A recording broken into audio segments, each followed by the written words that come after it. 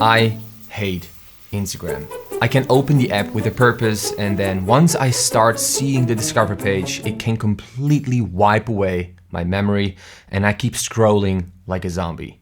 And it takes at least a minute before I kind of slowly start to realize why I open Instagram in the first place. And that is a bad thing. However, Instagram has also brought me a lot of good. Because for us visual storytellers, it is an extremely simple way to showcase what we're doing. Here are some basic practices that you can apply today to get a better visual representation on social media. So what I like to do from time to time is to put myself in someone else's shoes. Open up your own Instagram page and see what your visitors would see, you in this case. Do you like what you're seeing? Does it look like your profile represents an actual person, or is it vague and unrecognizable?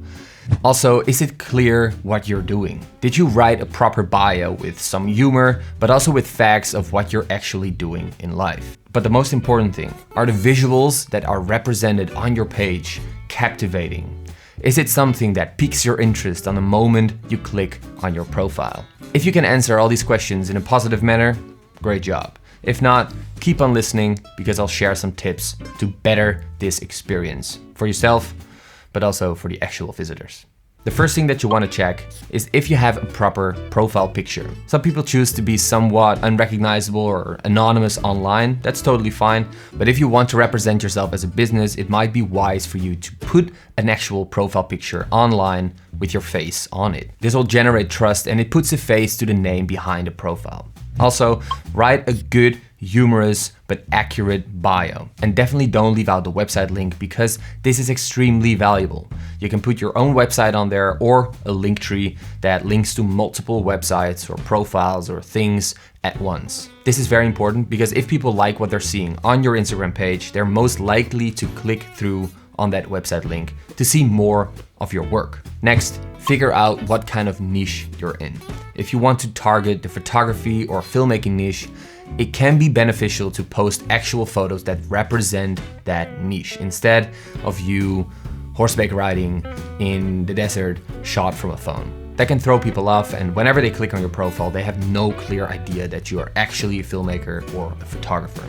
Also, it's very important to kind of have an idea of what kind of content you want to post. Is it only previous work, the best stills from your best work? Or is it, for example, behind the scenes videos or photos, or some personal things, for example, with you on set with the crew or all that stuff? It's very nice to have a basic idea of all those things before getting into this Instagram grind. And the last thing, how often should you post? This is a topic that has been, I think, spoken about the most online. And the truth is, I don't really care. I'm not an Instagrammer. I don't do this to get followers or to be popular on Instagram. I just post because I think it's fun to interact with the people that follow me and that I follow.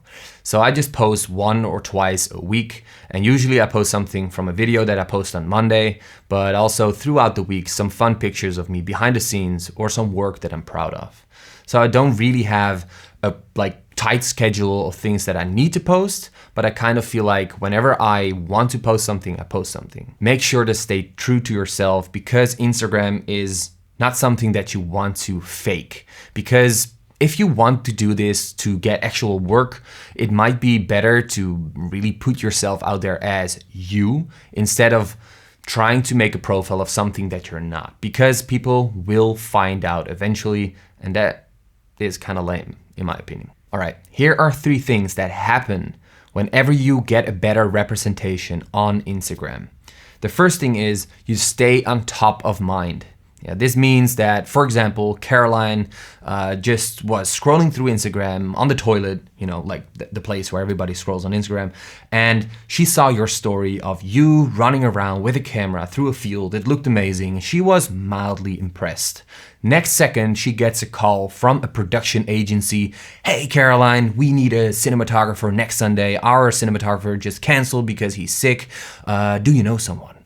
And she thinks, wait a second, Sjoerd is available maybe. So she clicks on my name, she sees my feed, and she's like, hold on a second, this might work. She calls me up, And there we go. And this sounds cheesy or corny, but it is actually what happens. I sometimes get a call of people saying, like, I checked your Instagram page and I liked what I'm seeing, so can we work together? And this actually happens. So that is a confirmation for me that my Instagram page actually works. The second thing is, it is amazingly simple to create a very good and simple representation of what your core skill is. Whether you're a cinematographer, director, screenwriter, writer, photographer, you can make a page that really resembles what you're doing by creating a very good and accurate bio, but also posting the right pictures at the right time. The third thing on the list is you can create a very effective yet small marketing funnel for yourself. Instagram makes it extremely easy to create such a funnel because you can click on a website. So if someone clicks on your Instagram page and they like what they're seeing, they can click to your website. Then they are transported to your website and they're even more impressed. Then they click on the contact page and they phone you up and you'll have a new job. That is how simple it can be. Your Instagram page has to be accurate. Then also your portfolio on your website should be impressive. And it should tell exactly what you're doing or what you want to be doing. All right, a lot of chit chat, a lot of talking. Again, I'm rambling too much maybe, but to sum this video up, Instagram can be a very powerful tool to use for your business without being super corporate. It can still be personal, yet it can be very effective for your freelance business. Of course, Instagram can also be a very, well, deadly not, but like a dangerous place because it can consume you. Because there's so much content to be seen, you can feel overwhelmed, you can feel like you're not doing enough. So I suggest you put a timer on Instagram. A 30-minute timer per day will definitely do the trick. And then try to have the discipline to not press on 1 more minute or 15 more minutes or cancel this thing for the entire day. I've done it. Of course, everybody does. But try to be disciplined with the amount of Instagram and social media usage you're having per day. I'll be making a video soon of how I went from 6+ hours of screen time to only 3.5 by actually only doing one simple trick on Instagram. And no, it's not setting a timer. It's kind of radical, but I'll talk about it in another video. All right, thank you so much for watching this one. Hopefully it was helpful. Hopefully it inspired you in some way to get working with Instagram on a good way and get a better relationship with social media. Not only hating it like I used to do.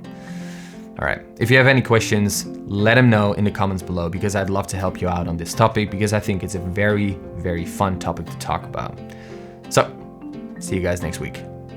Have a great day.